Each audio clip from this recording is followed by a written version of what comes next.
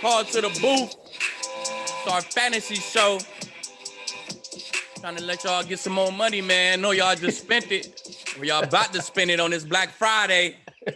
Get some extra cash in your pocket. DFS, baby. Ride with Lead. I feel it this week. You know what time it is. Feel it this week.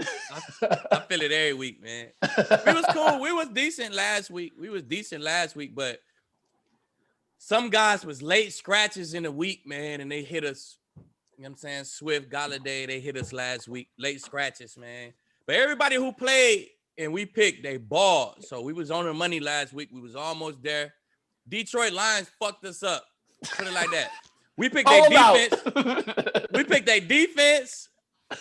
We picked Galladay. We picked Swift. Them was our only three that really didn't hit last week. I think everybody but they were out. Yeah, but they were out. That's what I'm saying. So, ride with Lead. Don't lose your faith. The only one that went sideways was the only one. Logan Thomas. Logan Thomas. Yes. Yeah. Logan Thomas. Yeah, that one got me too. But no, overall, I think we'll talk about DFS. That's a part of the show. I'm happy you brought that up. Get your money right. We're gonna get to the A+ matchups as well. But before we do that, Aqib, we're gonna drop a bomb. Boom. The Los Angeles Rams are number 1 in the no-fly zone rankings. Hey! Great day. I was concerned if they were going to be able to stay at number 1 going into that matchup with Tom Brady. I was too. But they really showed out. Let me go through the entire top 5 first, and then we can decide which teams we want to identify. At number 1, the Rams. At number 2, the Steelers. They were number 2 last week too. Jumping up 1 spot, the Indianapolis Colts after a standout performance against Aaron Rodgers. At number 4, without Marshawn Lattimore, I believe, or Marshawn Lattimore might have not even played, the New Orleans Saints doing a great job against Matt Ryan and Atlanta Falcons. And back in the mix. Yes, sir. The Washington football team. I have a lot of questions. A lot of questions. Let me see if I answer them for you. There we go. Yes. Let me see if I can answer them for you real quick.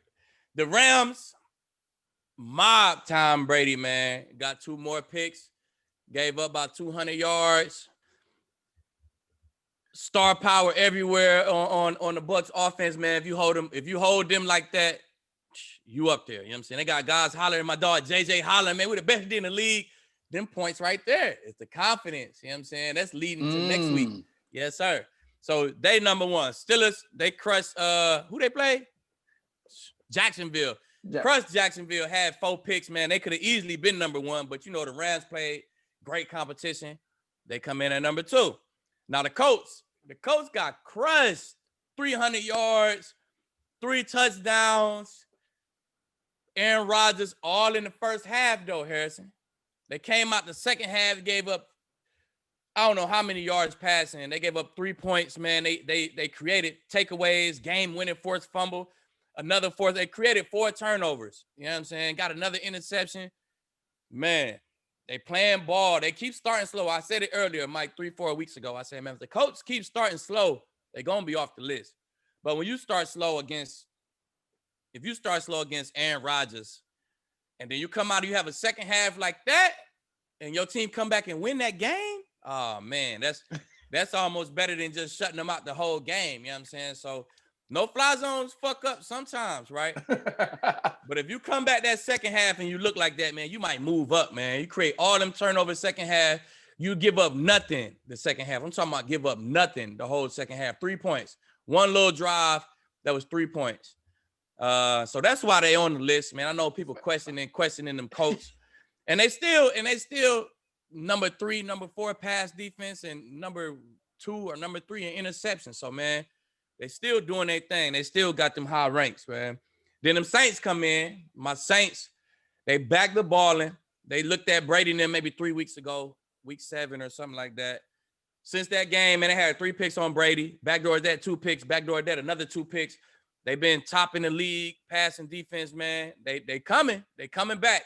They coming back. So with them quarterback situations down, it's perfect timing because their defense is probably playing top 5 in the league right now. People don't even know, you know what I'm saying? But they balling, man. They creating hella turnovers. And then lastly on the list, Washington is back. Now, Washington, number one pass defense. They creating turnovers, man. They doing their thing. They had a bad week, the game I called. They gave up them deep balls. They backed the ball in this week, man. Minimal deep balls. They served up whoever they play. Who they play? Cincinnati. Oh yeah, they played Cincinnati. Yeah. Served up Cincinnati, man. They gave them boys 200 yards. Got on the board again, man. So trust me, if your quarterback playing against one of these 5 teams, you might want to sit them. You know what I'm saying? These 5 teams don't give up much. They always get turnovers. That's why they're the no-fly zone, man. You know, the one thing that I did want to mention before we get to our A+ matchups, last week we alluded to it. Joe Burrow is not getting a lot of protection from his offensive line. Right. Fast forward to last Sunday's game, Joe Burrow gets injured, torn ACL, torn MCL. I think there was another knee injury as well. There are some people, like, he's obviously missing the rest of this year. There are some people who are saying maybe he should sit next year. If you look at the injuries, look at the trajectory of the team, and look at the opportunity that they can get to potentially improve the offensive line, improve the talent around him, and make sure that he comes back fully healthy. If you were running the Cincinnati Bengals, do you bring back Joe Burrow next season? Yeah, I mean, it's what is it now? November. So we say, let's just say it's December. So we say January, February, March, April, May, June, July, August. Man, it's 2020. It'll be 2021 in August.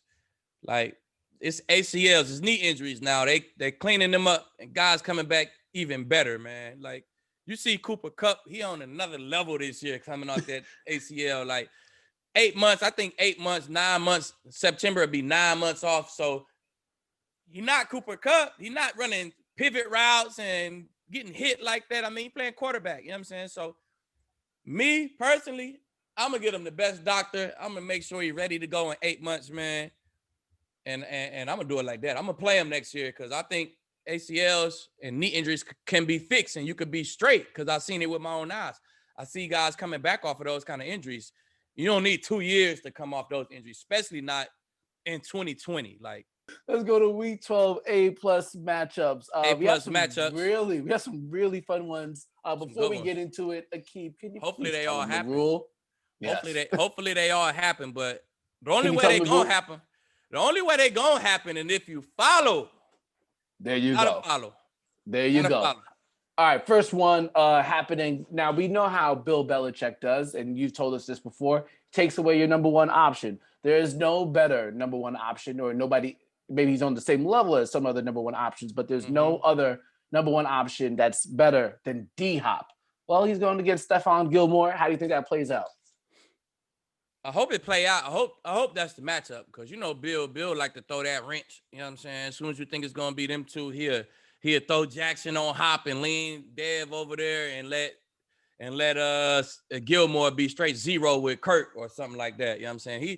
It's just how he do, man. He always want to give you the opposite of what you think he going to do. And he really this is the time of the year where Bill really get to it on them game plans. But if Gilmore was to follow Hop, I like Gil in this matchup, man. Gil played deep balls good. He a big physical guy, and he can run. I think he probably faster than Hop. So I like Gil not to be threatened. His weakness is a speedy receiver. Is going to be his weakness, right? And that's not what the matchup is. So man, I like Gilmore to win this matchup. Okay. Do you like any receiver in this matchup? If you just kind of like look at the secondary in general, you have Christian Kirk on the other side. You also have Larry Fitzgerald. God bless him, still balling. Andy Isabella is more like the fourth wide receiver. Obviously, Kyler Murray. This is his first time going against a Bill Belichick. I wonder if Bill might have something special for him. Do you like any receivers in this matchup in general? Even though the Patriots are not the Patriots, but they're still the Patriots. And it's still Bill. I don't like not just one receiver to really just go ham, but you know, I like them to move the ball. It's going to be some man coverage. And I like them to kind of spread the ball out, man, and find who open. Larry can do some work. He'll be the guy who, you know, you kind of forget about in a situation like this. He'll end up with a second or a third cornerback on him in a slot, man, and he'll be able to eat. So man, I say Larry. Larry probably draw the easiest matchup out of Kurt and Hop. So man, let's go Larry. Larry probably be the top dog. If somebody gonna score some tugs, it's probably a Larry Fitzgerald week. Okay. Big Sunday football game. You got the Tampa Bay Buccaneers going against the Kansas City Chiefs. Carlton Davis and the Bucs secondary had a hard time Monday Night Football against the Rams. Yeah, they did. Robert Woods and Cooper Kupp went ham as the Rams won that game. On top, obviously, the defense played a big factor in that as well. Mm-hmm. Tyreek Hill always goes off. Almost Always any game. He's always liable to go off. Carlton Davis III has a big job in front of him. You've seen Carlton Davis III over the year. Is he equipped to handle a guy like Tyreek Hill? He struggled a little bit. On Monday night against Woods. I'm pretty sure he was following Woods. You know, sometimes motions and whatever made him get stuck on his side if they was in zone. But, you know, that was a different offense. That was him seeing a different offense. He's a young corner, so you're going to see some different offense. Next time he see it, his odds will be a lot better. He'll be better. But this going to be a different offense he's facing right here too, man. If he draw that assignment with Tyreek Hill, it's going to be some speed that he ain't seen this year, right? So I like Tyreek Hill to win this matchup, man. I like Carlton Davis to make a play or two. But the first time you go against Tyreek Hill, man, it's a shock. You know what I'm saying? It's real game speed. I done been there. It's real game speed. It's the fastest game speed in the league. You know what I'm saying? So it'll be a shock. He'll start playing a little deep. Tyreek will catch him underneath stuff. He's just going to have to tackle him, man, and try to keep him out the end zone. But I like Tyreek Hill to win this matchup. I like him to score a tub. That's it. Okay. And then finally, we'll go to the Sunday Night Football game. Jair Alexander going against Allen Robinson. What's happening with the Bears offense is a tragedy for anybody who has Allen Robinson or has David Montgomery, but they're coming off a bye week. Yeah. They're going to get an angry Packers team who lost a heartbreaker last week to the Colts. How do you think this matchup plays out? I like Jair to do his thing. Allen, even with this travesty, right? Allen Robinson still been getting his targets, man. He's still been getting that ball thrown to him. So Jair gonna definitely have to play some ball, and he definitely gonna have to show up, man. But I like Jair to do his thing, man. Allen Robinson, no tubs, 60, 70-yard day, cool little day, under 10 points. I like Jair to win the matchup. I can't envision the Bears winning that game then if Allen Robinson is not the one that goes off. But then again, they do have other options. Darnell Mooney's obviously an option as well. No, they're not gonna win. Don't even try to imagine them winning. They're not gonna win. Packers gonna come get at them boys. Don't even try to imagine it.